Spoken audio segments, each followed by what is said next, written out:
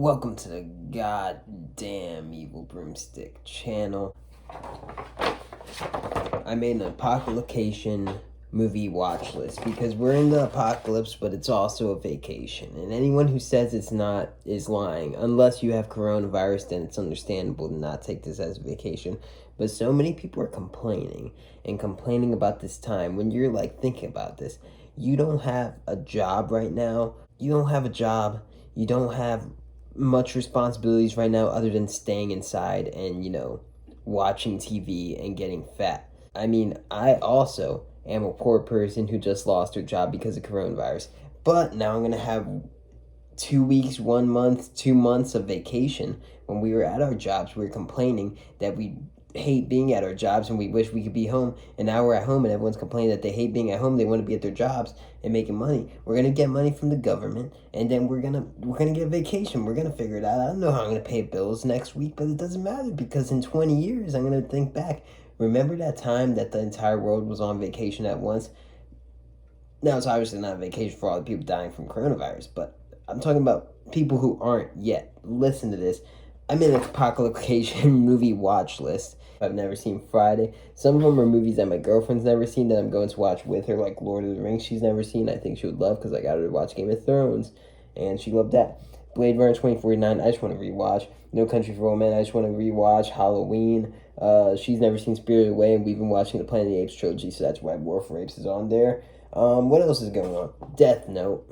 That's the TV show. I've been watching so much of the TV show. I just finished, I think, episode 15. Maybe I'll make a video about it. So far, I knocked out 2 movies on my apocalypse movie watch list. This is an owl next to me. I saw Grave of the Fireflies and Labyrinth. 2 movies I'd never seen before. Grave of the Fireflies was on my movie watch list for like 3 years. I haven't seen all Studio Ghibli movies, but I've seen a couple. I've seen Totoro, Mononoke, Spirited Away, Howl's Moving Castle, and something else. And now I've seen Grave of the Fireflies. I loved Grave of the Fireflies. I thought it was incredible. It is the most saddening, depressing, hard to watch movie I've ever watched.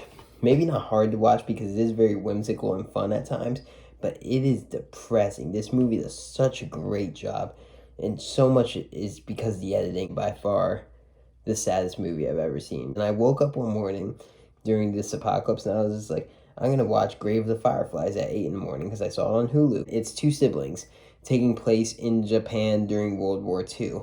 So it's 1945 in Japan. And they never really say it, but I believe that it was the Americans dropping bombs on them.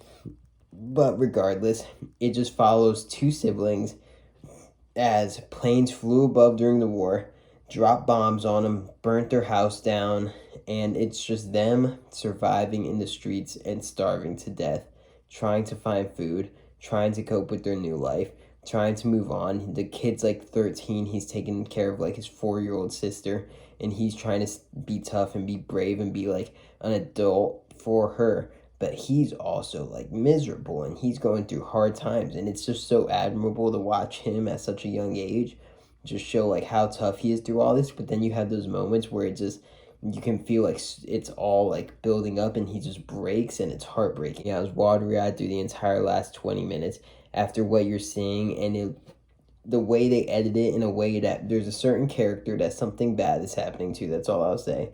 And it shows that person at their worst, but then it cuts back to a few months ago when that person was at their best, and you get to see them happy and joyful and having fun. And then it cuts back to a clip in the future, and it's just boom, you just feel your heart sink when you see that.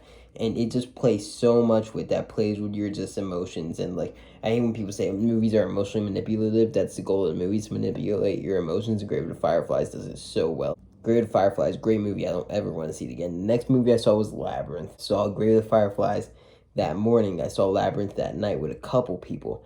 If I was watching Labyrinth by myself, I probably wouldn't have gotten through it. Look, this is from Jim Henson. Made one of my favorite movies ever, The Dark Crystal. Labyrinth is nothing like The Dark Crystal. I mean, it's similar in it that it has puppetry and it has this world he created. Dark Crystal's a pretty serious movie in a way. I mean, it's a fantasy drama, a fantasy adventure drama, and it has whimsy and it has fun in it, but it does take itself seriously. Labyrinth is so I can't tell if it's purposefully unserious, if it's just accidentally ridiculous, but it's very ridiculous. I think it's like 6 David Bowie music videos, and his like junk's just so like 3D, about to burst out of his pants, and it's just him dancing with all these weird critters and these slugs in this cave. And then the girl's looking for him. You don't care about this girl. You don't know anything about this girl. It's been a few days, so I don't remember any of the characters' names. They've already left my brain. It's fun to watch with a group of people. I couldn't watch it alone because you don't know what's going to happen next.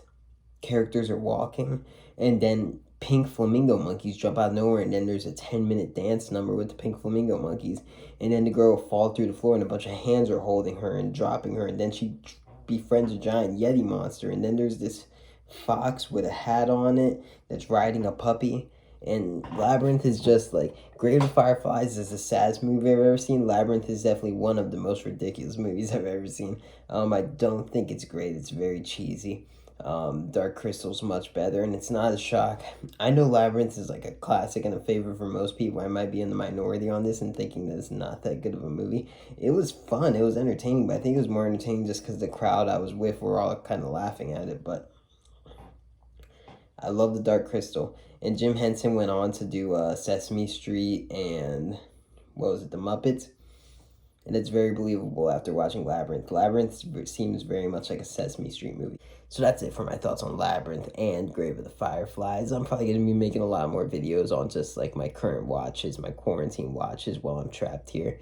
And probably going to make a video on Death Note. Maybe when I finish the first half, like here's my thoughts on the first half of Death Note, then I'll do the second half of Death Note. Stay safe, guys. Stay inside, stay outside, stay on the roof, climb on the roof, go down to the base.